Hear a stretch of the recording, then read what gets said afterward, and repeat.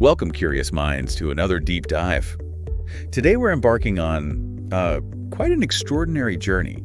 It starts right between your ears. We're talking about your brain, that incredible, complex supercomputer. It's the seat of your thoughts, your memories, your aspirations. Absolutely central. Right. Now here's a thought that might, truly surprise you.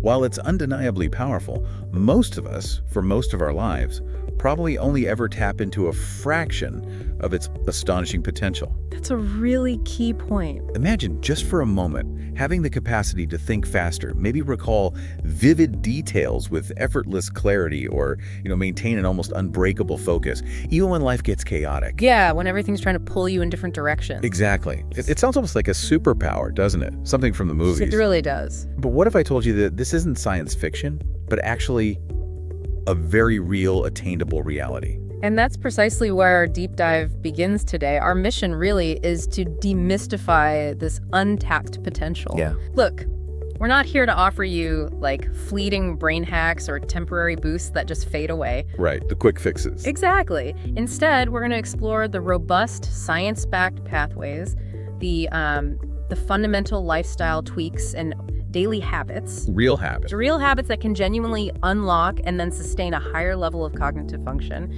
These aren't about becoming smarter overnight, not at all. No. They're about strategically building a more resilient, agile, and frankly, a truly powerful mind for the long haul, giving you a tangible edge in, every aspect of your life. And that's what we do best here at the Deep Dive, isn't it? Yeah. We try to arm you with practical, actionable steps, all meticulously rooted in solid research, things you can actually integrate into your everyday life. We've gathered an incredible stack of fascinating sources today, and they all seem to converge on these habits that aren't just about immediate mental sharpness. No, it's bigger than that. It's also about improving your memory and, critically, safeguarding your brain's health for years, even decades to come. Yeah. This isn't just theory to nod along to, right? It's more like a blueprint for cognitive empowerment. Exactly. Our goal is to sift through all this rich material, all these studies and insights, and extract the most impactful nuggets of knowledge. Specifically for you, listening right now, Yeah.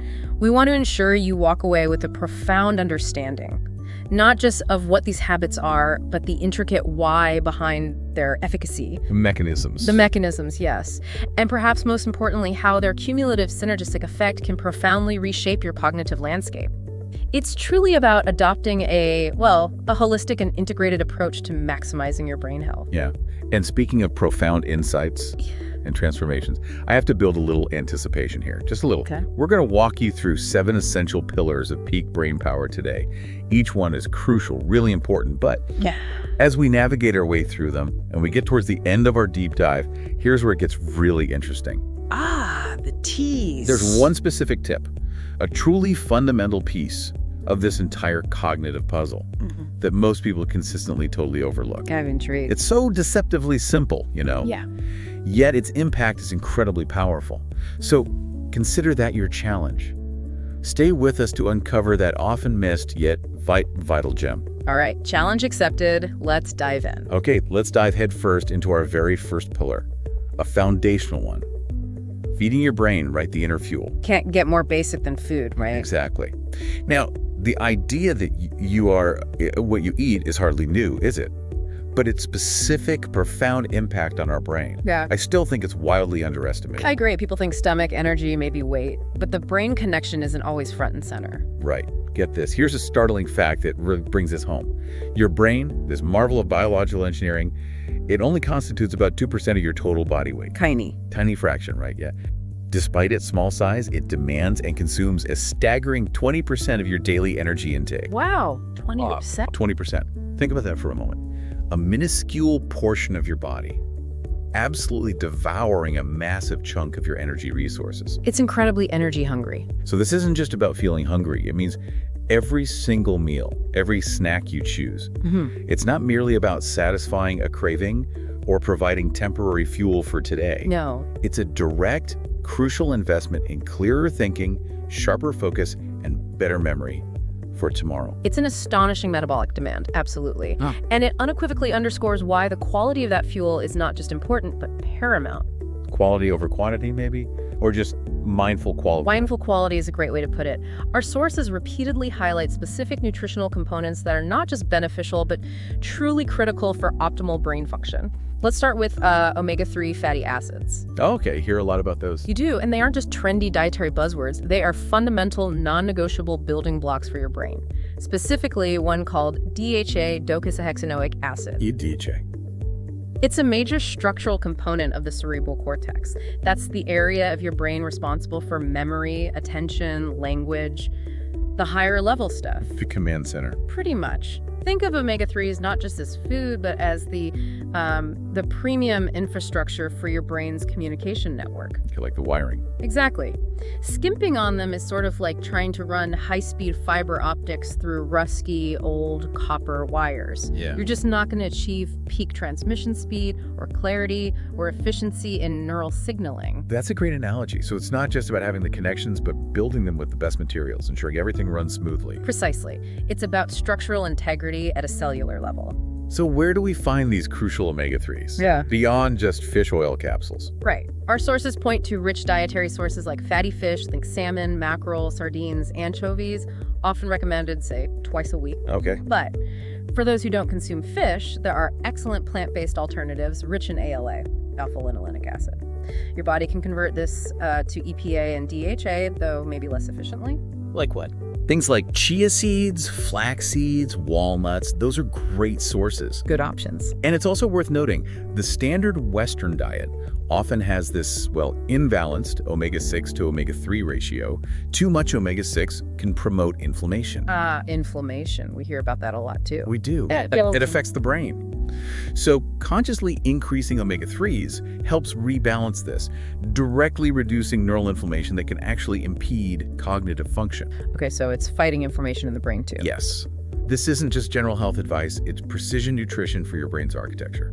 Really targeted stuff. That's a crucial distinction, not just getting some omega-3s, but ensuring a healthy balance to combat that inflammation. And speaking of protection, what about the brain's natural defenses against, like, daily wear and tear? Indeed.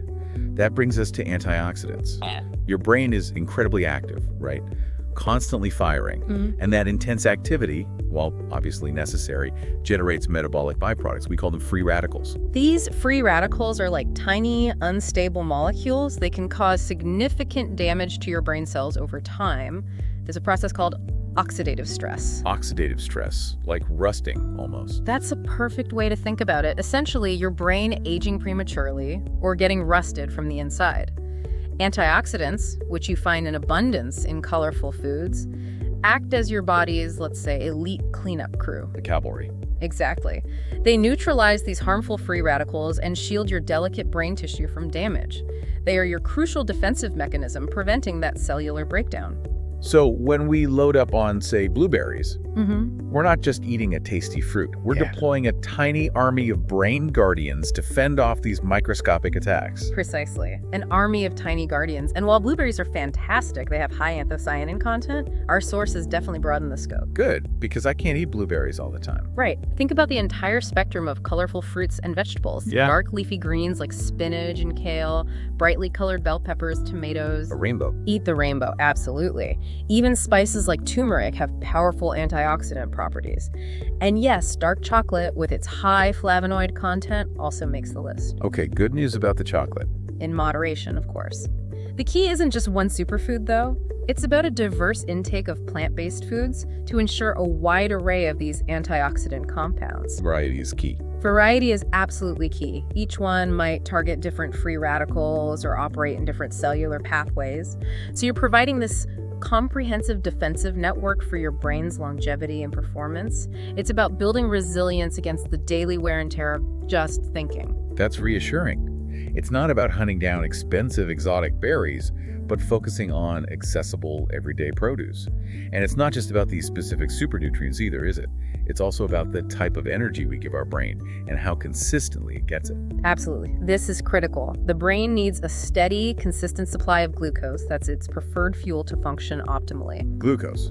Sugar, basically. Well, yes, but the source matters immensely. This is where the concept of avoiding those energy roller coasters comes in. Ah, the sugar crash. Exactly. When we consume processed snacks or sugary drinks, we often get that rapid spike in blood glucose, but it's followed quickly by a crash. Yep. Been there. Feel foggy, irritable. Precisely. This creates energy troughs, periods where your brain is literally starved for fuel, and that leads directly to impaired focus, irritability, decreased mental clarity. You just can't think straight. So what's the alternative? Our sources strongly advocate for opting for complex carbohydrates and healthy fats, things that break down more slowly. Okay. So instead of that sugary pastry, imagine maybe a handful of nuts and a piece of fruit. Or whole grain toast with avocado. Steady energy. Exactly. This combination offers a slower, sustained release of energy. It provides a steady stream of consistent fuel for your brain, which is vital for maintaining concentration, stable mood, and overall cognitive function throughout the day. Like a smooth, uninterrupted power supply, not a flickering light. Perfect analogy. That's exactly what you're aiming for. So what does this all boil down to for your next grocery run? Yeah. Or even just your next snack break? It sounds like it's not about rigid diets or obsessing, but more about making conscious, informed choices. It's exactly that. It's about recognizing that every bite, every sip has a direct, measurable impact on your cognitive performance. It really does. Prioritizing these brain-boosting nutrients, focusing on that steady energy release, it can have an immediate, noticeable effect on your focus, your clarity, even your mood. Which affects productivity, everything. Directly, daily productivity, overall well-being. But beyond the immediate benefits, it's a foundational step for long-term brain health. It significantly helps in preventing cognitive decline and neurodegenerative issues as you age. It really is very direct link then. What you eat affects how you think today and tomorrow. Absolutely. Consume well, think well. And, if we connect this to the bigger picture, once you've properly fueled your brain, the next essential step is how you engage and move your body. Ah, yes. And that leads us perfectly into our second pillar. Move your body, boost your mind, the physical-mental link. Another crucial one. Yeah, and for too long, we've kind of compartmentalized exercise, haven't we? We think Yeah. muscles, heart health, maybe weight. Body stuff. Right, body stuff. But our sources make it abundantly clear that exercise is so much more than just physical fitness.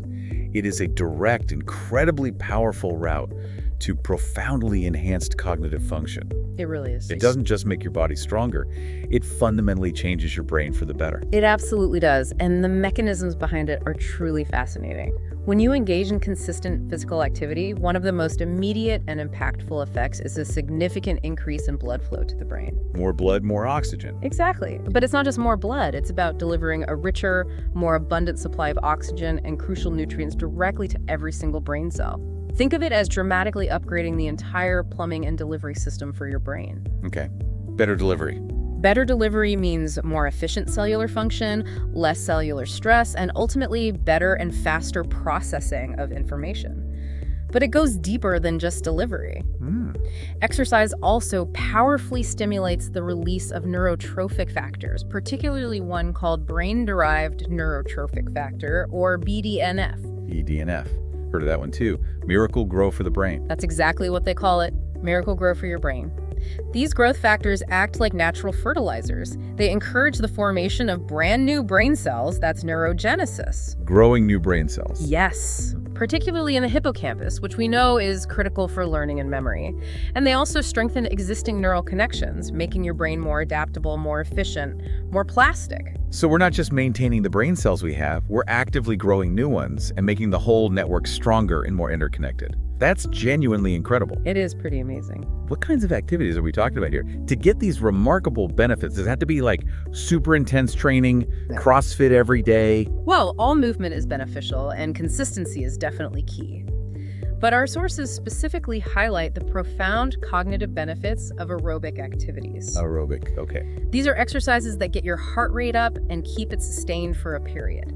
Think brisk walking, jogging, cycling, swimming, dancing. Even energetic gardening counts. Things that get you a little breathless. Exactly. The key is that sustained elevated heart rate. that maximizes the increased blood flow and maximizes the release of those growth factors like BDNF. Makes sense. And the benefits are not just theoretical. Study after study shows that regular aerobic exercise can significantly improve various aspects of cognitive function. Things like working memory, executive function. Executive function, what does that cover? That encompasses critical skills like planning, problem solving, attention, decision-making, the higher order thinking skills. Gotcha. The stuff you need to navigate life effectively. Precisely. Exercise boosts all of that and even boosts creative thinking. It's about making your brain a more efficient and flexible problem solver, really. That's amazing. And I can totally relate to this, and I'm sure many listeners can too. You know those moments when you're staring at a screen, utterly stuck on a problem at work, feeling like your brain is just fog, hitting a wall creatively. Definitely know that feeling. And then you feel frustrated, you step away, maybe take a quick 10 or 15-minute walk around the block, just get some air, move your body. Yep. And without fail, you come back and suddenly, pop, a fresh idea appears. Or the solution seems clearer, the block just dissolves. It's not just a change of scenery, it literally feels like my brain chemistry has shifted. That's a perfect, tangible, real-world example. It shows how quickly and profoundly movement impacts your cognitive state. It's not just a subjective feeling. Right. You are literally shifting your brain chemistry in real time, boosting those essential growth factors, increasing oxygen and nutrient delivery to the very parts of your brain that need it most for problem solving and creativity. Wow. And the implication here is significant. Making movement a daily ritual rather than just an occasional chore, it transforms it. From a fix to a habit. Exactly. From a temporary boost into a consistent, powerful tool for sustained mental agility, enhanced problem solving, and, importantly, long-term cognitive health. And it doesn't have to be a marathon. No hour-long gym sessions required. Not necessarily. Even micro breaks, like a 5-minute walk every hour, can have cumulative benefits. It's truly a foundational habit for optimizing brain performance. Okay, another key takeaway. Move often. Move often. And speaking of foundational, while we've talked about actively engaging the body and fueling it right, the brain also has its essential, albeit passive-seeming, period of rest and repair, which brings us neatly to our next pillar. Our third pillar. And this one is truly sleep, the brain's secret weapon. Sleep. So undervalued. So undervalued. For far too long, many of us have viewed sleep as just downtime. A passive state where our bodies recharge, maybe even a luxury we can afford to cut short when deadlines loom. The I'll sleep when I'm dead mentality. Exactly. Yeah. But our sources emphatically underscore that this couldn't be further from the truth. Sleep isn't just resting. It is a vital, incredibly active process for brain maintenance, optimization, and frankly, some serious heavy lifting happens behind the scenes. It's your brain's indispensable secret weapon, working tirelessly while you're out cold. To neglect it is to actively sabotage your cognitive abilities. It absolutely is. And the science behind what happens during particularly deep sleep is nothing short of revolutionary. Your brain is anything but passive during those hours. It's busy. It's incredibly busy, engaged in several crucial, complex restorative functions. First, there's memory consolidation. Okay, making memory stick. Precisely.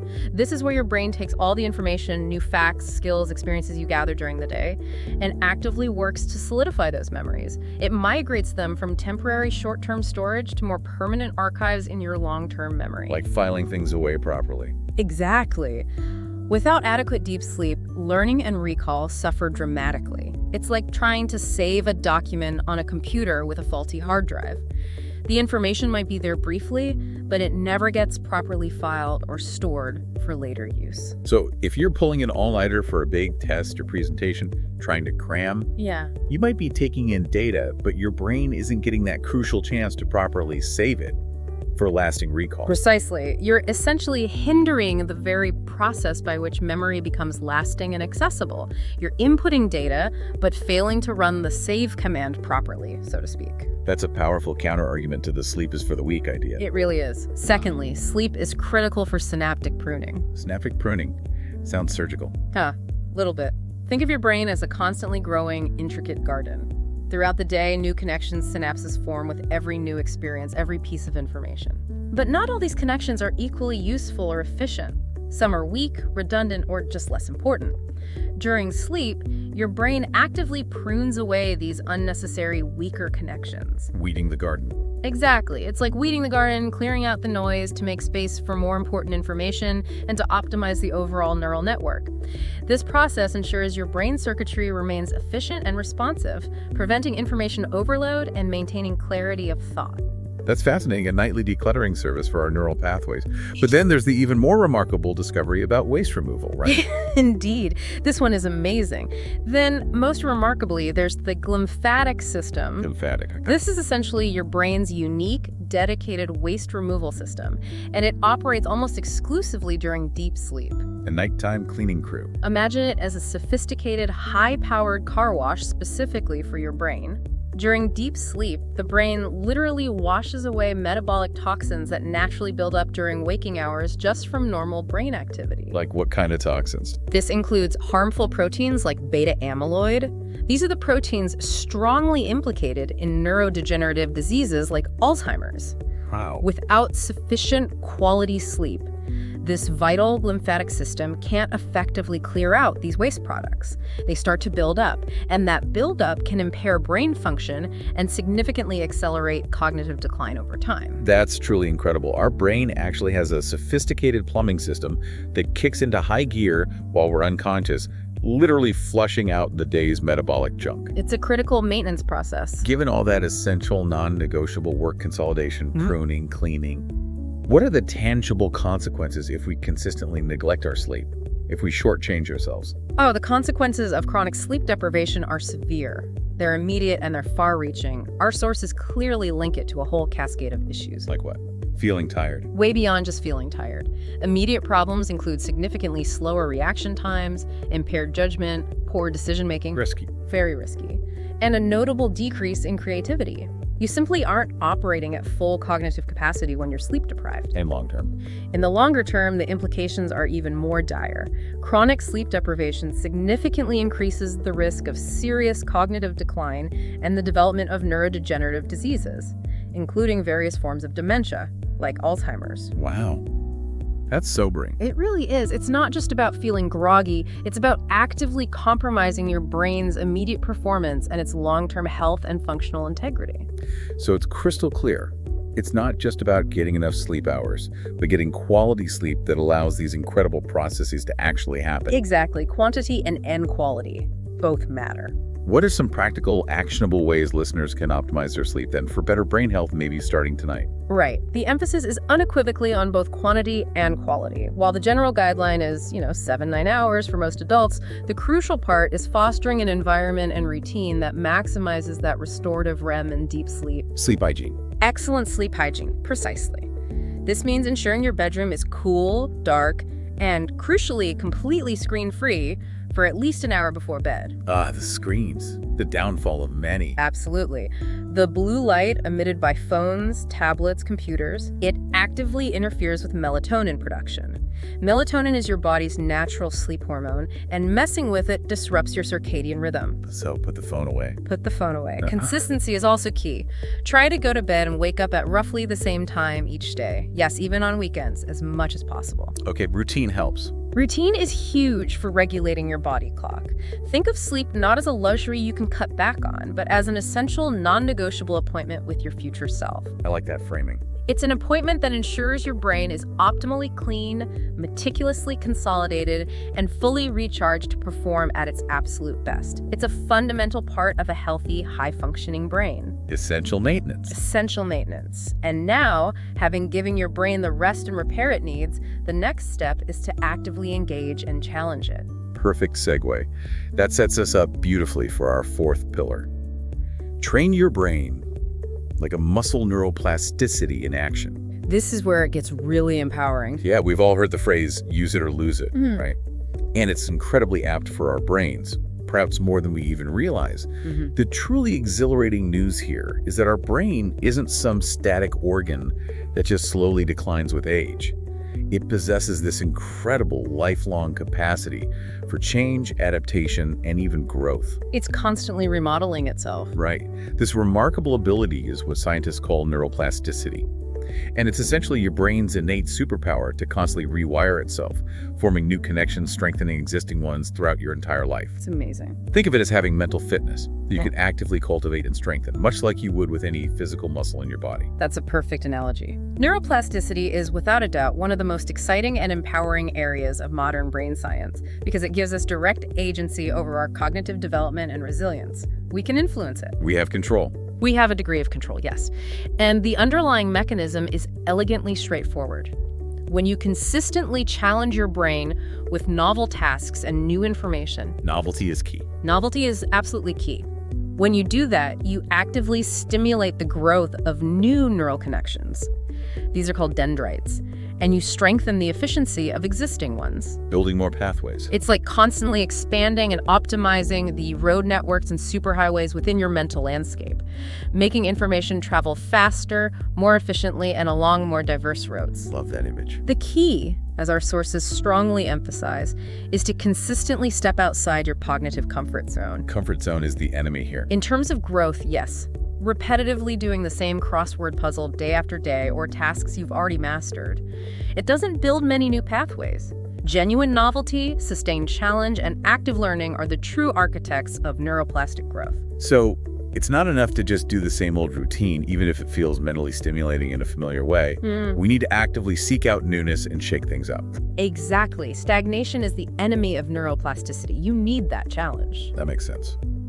What are some concrete, actionable examples then? How could someone listening right now start challenging their brain in meaningful ways? What does that look like? Right. Our sources offer some fantastic, practical ways to engage in what we sometimes call cognitive cross-training. Variety, again. Cognitive cross-training. I like it. It could be as structured as learning a genuinely new skill, and this can be anything that requires focused attention and sustained effort, like coding a simple program, mastering pottery, learning to knit complex patterns. Something that takes effort and focus. Yes, or consider practicing a foreign language. That's a powerhouse for brain training. It actively engages multiple brain areas simultaneously: vocabulary, grammar, listening, context. It's a full workout. It really is. Engaging in strategic, complex games like chess, Go, or even challenging logic puzzles. Those are excellent for enhancing that executive function we talked about: planning, foresight, problem solving. Mental gymnastic. Absolutely. Even picking up a musical instrument is incredible.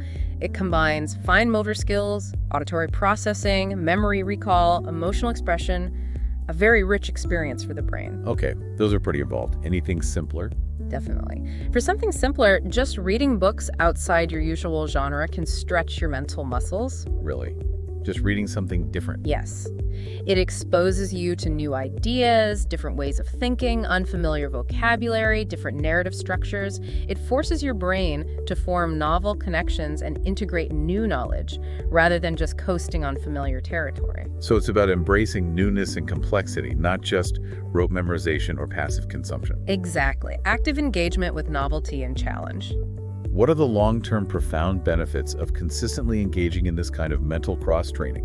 Why bother learning chess if you don't plan to be a grandmaster? Fair question. The consistent and varied challenge these activities provide is absolutely crucial for long-term brain health and vitality. By regularly pushing your cognitive boundaries, forcing your brain to adapt, you are actively fostering an agile, flexible, and highly resilient brain. Resilience. That sounds important. It is. It makes your brain far better equipped to adapt to new information, solve unforeseen problems with greater ease, and crucially, it builds what's sometimes called cognitive reserve. Cognitive reserve, like a backup tank. That's a great way to think of it.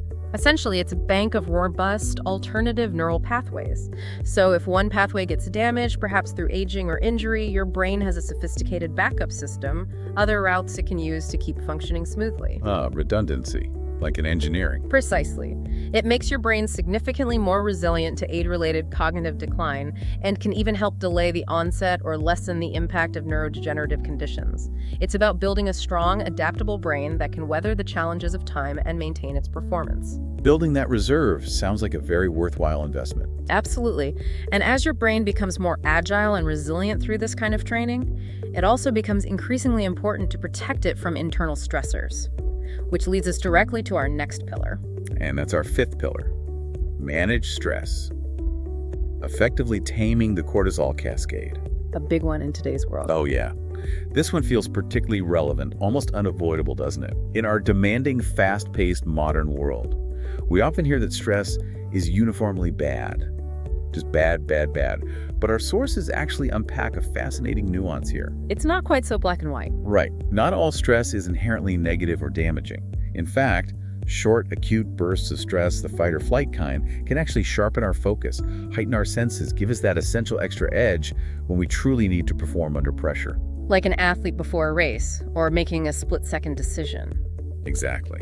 Okay, let's unpack this then. How can something that helps us focus in the short term also hurt us in the long term? It seems almost contradictory, doesn't it? It's a critical and often misunderstood distinction. Acute short-term stress triggers your body's natural survival response. It releases hormones like adrenaline and cortisol that, for brief periods, can indeed enhance alertness and function. It's adaptive. Okay, useful sometimes. Useful sometimes. However, the problem, and where the real damage truly begins, arises with chronic stress. The day in, day out grind. Exactly. When stress becomes a constant, unyielding companion in your daily life, maybe from work pressures, financial worries, relationship issues, a never-ending to-do list. Life, exactly.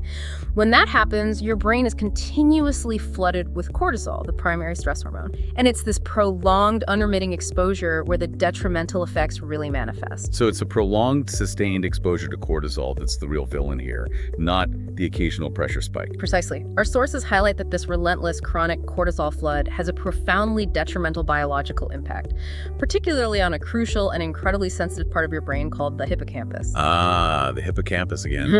The memory center. The memory and learning center, yes. Absolutely vital. Chronic, unmanaged exposure to high levels of cortisol has been unequivocally shown to literally shrink the hippocampus over time. Shrink it. Actually make it smaller. Literally shrink the physical volume of the hippocampus. This means that prolonged, unmanaged stress doesn't just make you feel forgetful or foggy. It can directly impair your ability to learn new things, consolidate experiences into lasting memories, and efficiently recall information. Wow. It affects both your short-term working memory and your long-term memory formation. It's a direct physical assault on your memory machinery. That's a truly chilling and powerful connection. Stress literally shrinking the part of our brain most responsible for learning and memory. That really brings the need for stress management into sharp, immediate focus, doesn't it? It absolutely should. So, if chronic stress is such an insidious enemy to our brain health, what are some effective practical strategies we can use to manage it, to protect our brains, even when life feels overwhelming? The good news is there are numerous accessible and scientifically validated techniques, and many of them don't require massive time commitments, which is key for busy people. Okay. Practices like mindfulness meditation and yoga are really well documented for their ability to significantly lower cortisol levels, quiet that overactive sympathetic nervous system, and reset your body's stress response.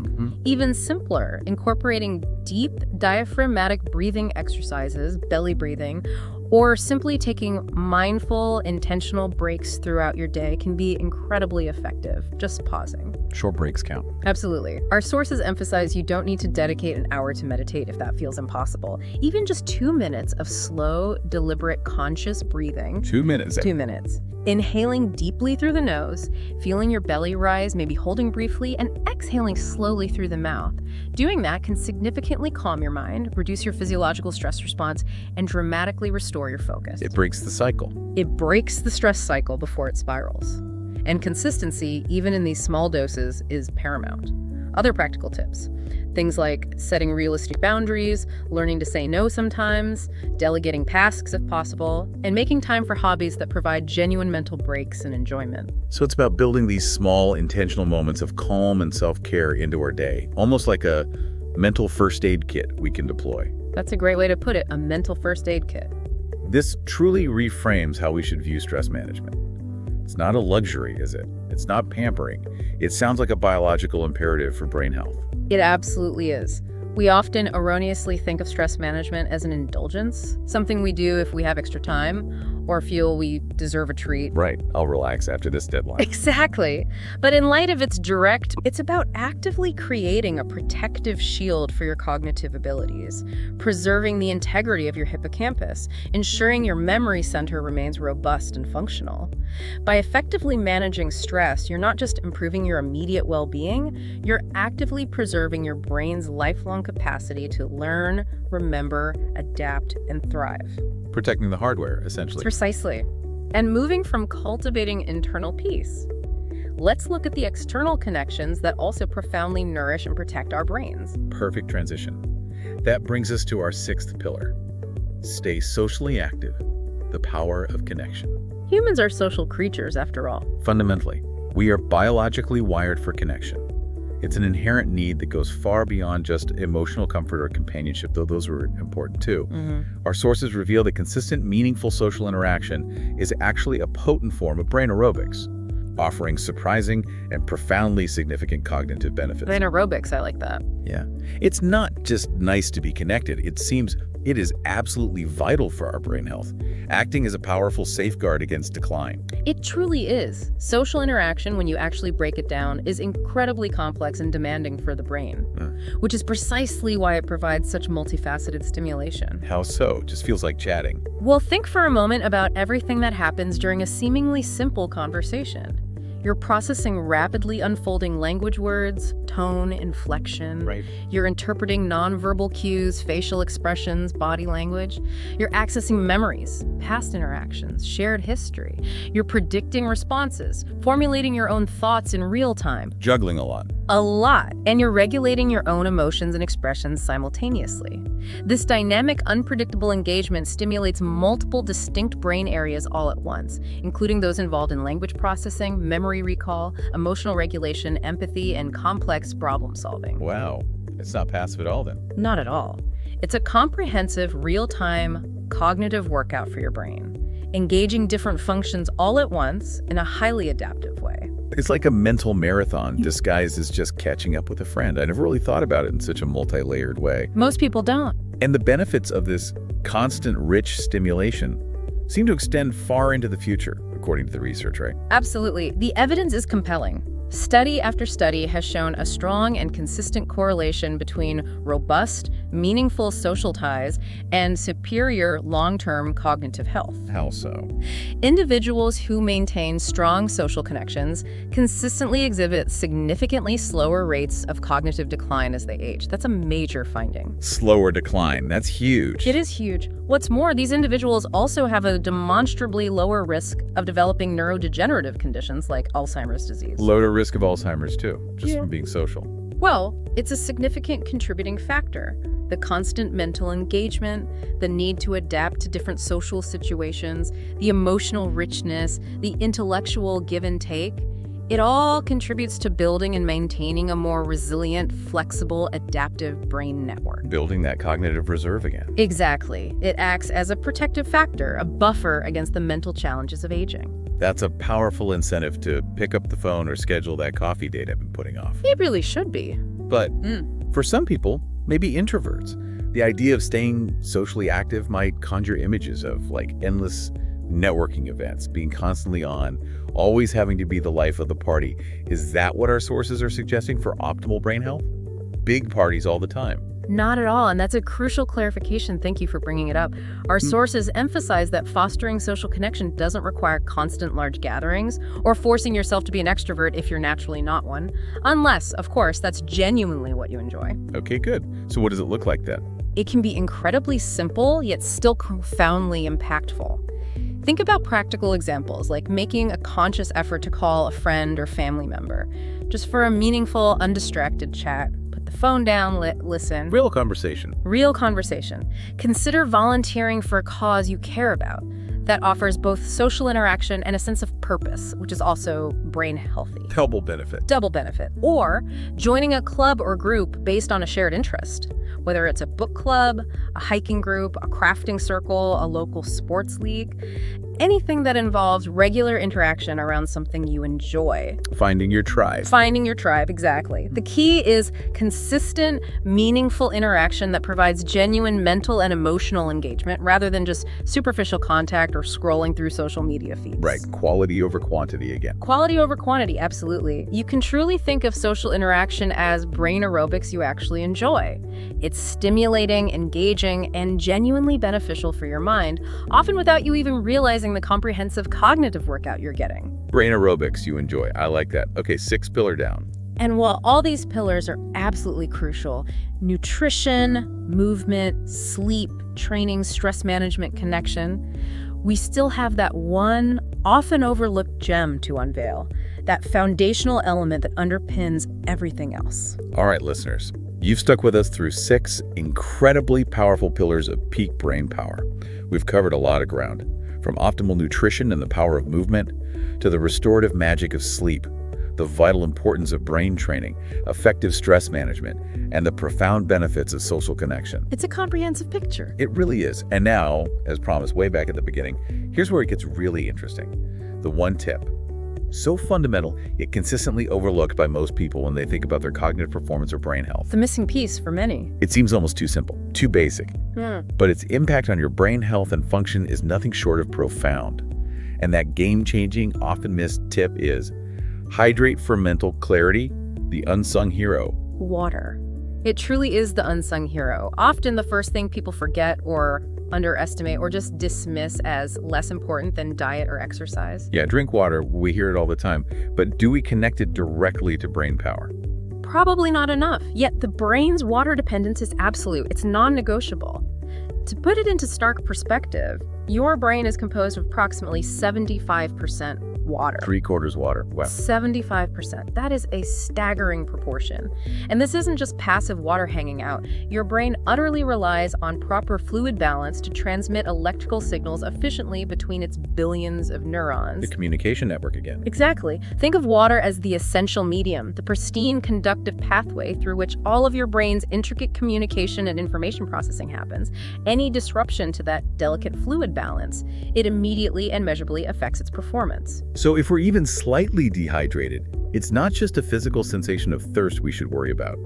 It's like trying to send those complex electrical signals through a murky, slow-moving swamp instead of a clear, super-fast river. Your analogy is spot on. That's a perfect way to visualize it. And the effects are surprisingly swift and significant, even with what's considered mild dehydration. Mild? Like how mild? A loss of just 1 to 2% of your body weight in fluid, which can happen easily, especially if you're active or in a warm environment, or just forget to drink. Okay, 1–2%, that doesn't sound like much. It doesn't, but our sources consistently indicate that even this level of dehydration can profoundly impair crucial cognitive functions.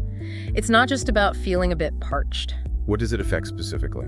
It can directly and significantly impact your concentration and attention span, making it harder to focus on tasks, easier to get distracted. Your short-term memory becomes less reliable. You might have difficulty recalling recent events or information you just learned. That tip of the tongue feeling, maybe. Could be exacerbated, yes. You might also experience a noticeable drop in mood, feeling more irritable, fatigued, or just generally off. Your brain chemistry is literally affected. Foggy brain again? Foggy brain, absolutely. You could also notice a decrease in reaction time and even visual motor tracking. These are not subtle changes when you measure them. They are an immediate drain on your cognitive resources. All just from being slightly dehydrated. All simply because you haven't had enough water. It directly affects your productivity, your mental agility, your mood, everything. That's a powerful, tangible motivator to keep that water bottle handy and be way more mindful of our fluid intake. It really underscores why this is such an overlooked gem. It really does. So beyond just vaguely remembering to drink more water, what are some practical, actionable strategies for consistent, effective hydration throughout the day to ensure that peak brain function? Right. The key, much like with the other habits we've discussed, is to make it a consistent habit formation rather than an afterthought you remember at 3 p.m. Proactive, not reactive. Exactly. Instead of waiting until you're feeling intensely thirsty, because by then you're already in a state of mild dehydration, aim to sip consistently throughout the day. Little and often. Little and often. Keep a reusable water bottle at your desk. Carry one with you when you're out. Make sure it's always within easy reach, visible. That visual cue helps. Make it easy. Make it easy. This steady, incremental intake is far more beneficial for maintaining stable fluid balance than sporadically chugging large quantities when you suddenly remember. Okay, sipping is better than chugging. Generally, yes, for maintaining balance. And for those who find plain water, a bit boring or unappealing. Guilty sometimes. Haha, many are. Our sources suggest a couple of simple tricks. Adding a slice of lemon, lime, cucumber, or some fresh mint can make it much more palatable, adds a bit of flavor. Infused water. Exactly. Also, interestingly, a tiny pinch of high-quality sea salt, not refined table salt, but mineral-rich sea salt. A pinch of salt. Yeah. In water. It's just a tiny pinch. It can not only make plain water taste slightly better to some people, but it can also actually improve its absorption by your body by providing essential electrolytes that help water get into your cells. Electrolytes. Okay, that makes sense. So these small, deliberate tweaks, keeping it visible, sipping regularly, maybe adding a slice of lemon or a tiny pinch of salt, can make a huge difference in consistently maintaining that critical fluid balance for optimal brain function, ensuring those neural signals fire perfectly. Wow. 7 pillars. It's a lot, but it all connects. From the fuel we put in, how we move, sleep, train, manage stress, connect with others, and finally, that absolutely fundamental, often overlooked hero, hydration. Each one powerful on its own. Powerful on its own, but even more so together. So we've journeyed through these 7 incredibly powerful pillars today. Feeding your brain right, moving your body, prioritizing restorative sleep, actively training your brain like a muscle, effectively managing stress, staying richly socially connected, and of course, our unsung hero, hydration. It's absolutely crucial to understand, as you said, that none of these are quick fixes. They're not isolated solutions. You can't just, eat blueberries for a day and expect a miracle. No, definitely not. These are interconnected daily habits. They are consistent, intentional choices that, when practiced regularly, build up profound, lasting results over time. Exactly. And when these habits are not just individually adopted, but truly combined, integrated into your lifestyle, they create what our sources describe as a powerful synergy. Synergy. The whole is greater than the sum of its parts. Precisely. Each habit profoundly supports and amplifies the others. It creates this positive feedback loop that elevates your entire cognitive system. So, give an example. Okay, well, proper nutrition ensures your brain has the essential building blocks, those omega-3s, antioxidants for the new connections you form through active brain training. Okay, fuel supports growth. Right. Good, consistent sleep consolidates those new memories you made during training and clears out the metabolic waste from your day's mental activity. Rest locks it in and cleans up. Exactly. Regular exercise enhances that vital blood flow, delivering the nutrients and oxygen your brain needs to function optimally, while effective stress management protects your critical hippocampus, preserving your memory and learning capacity. Movement and calm protect the machinery. And all of this, every single one of these functions, is underpinned by adequate hydration. Ensuring those electrical signals fire optimally, making sure your brain cells can communicate without impedance. Water makes it all flow. It genuinely transforms not just isolated functions, but how your entire brain performs. It creates this profound ripple effect across every cognitive function.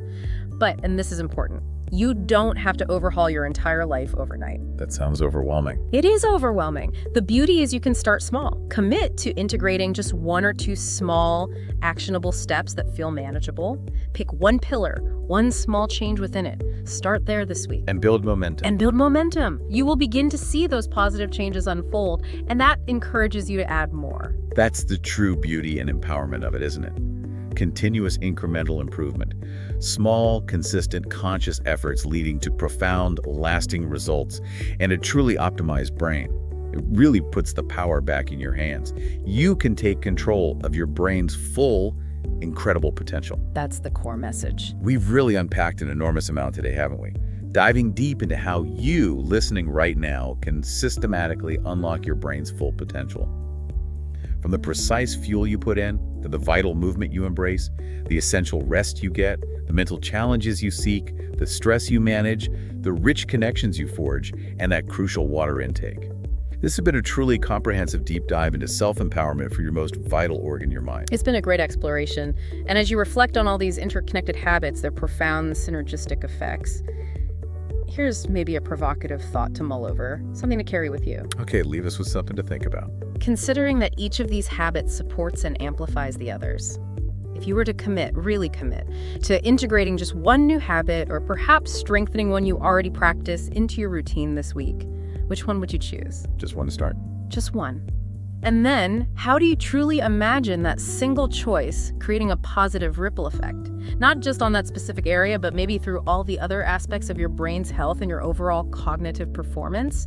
Think about the immediate feeling, the long-term impact, that cascade of benefits that might start from just one small change. What a fantastic and actionable question to leave us with. Food for thought indeed. Hopefully. Until next time, stay curious and stay sharp.